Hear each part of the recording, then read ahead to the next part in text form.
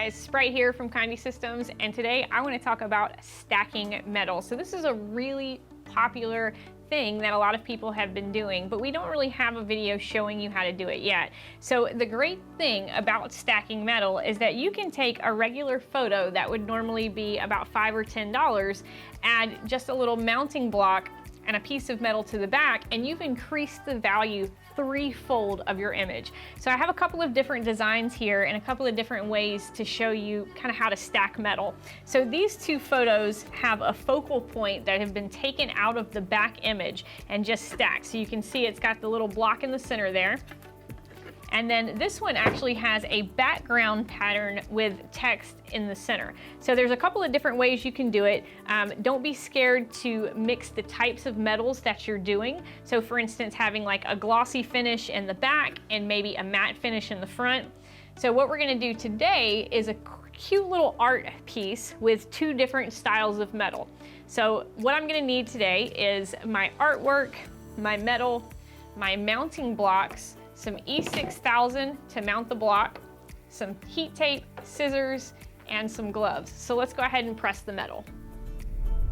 All right guys, so this is a really fun piece that I'm gonna do. So I have a repeating pattern in the back and just a cute little pattern in the front. So my front pattern, I'm actually gonna use a clear gloss metal. This is a Chromolux metal, so I'm just gonna tape this down.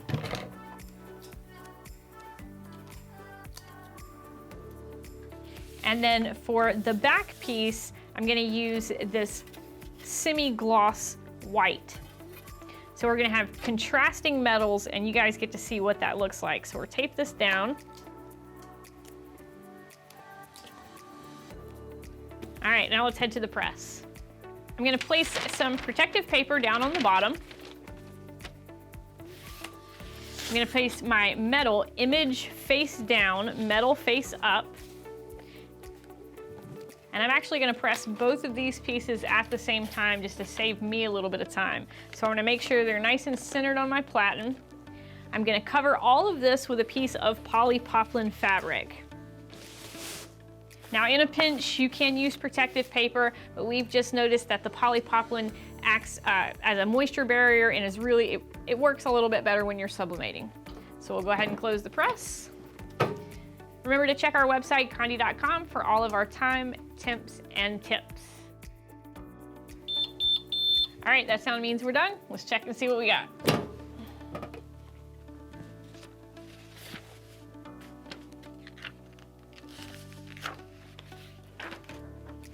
So our base piece looks pretty good. And so does our top piece. So we're just gonna leave these to cool, and then once they're cool, we'll assemble them and stack them.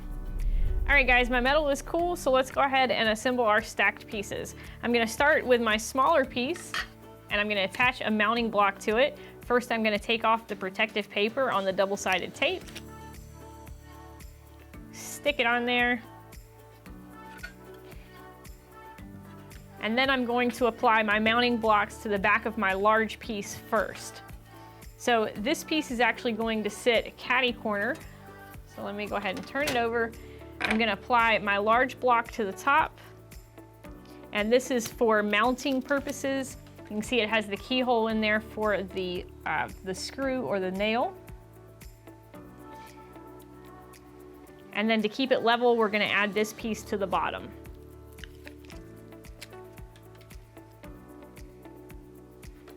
All right, so now we're ready to add our small piece onto our large piece and stack it.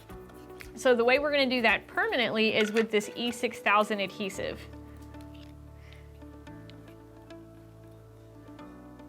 So I'm just going to apply a small dab of the E6000 on the back of the block.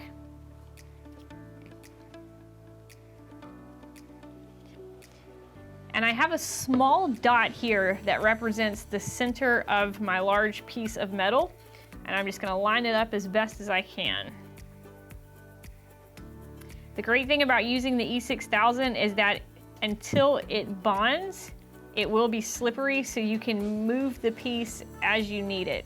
I like to measure with my fingers to make sure I have it even.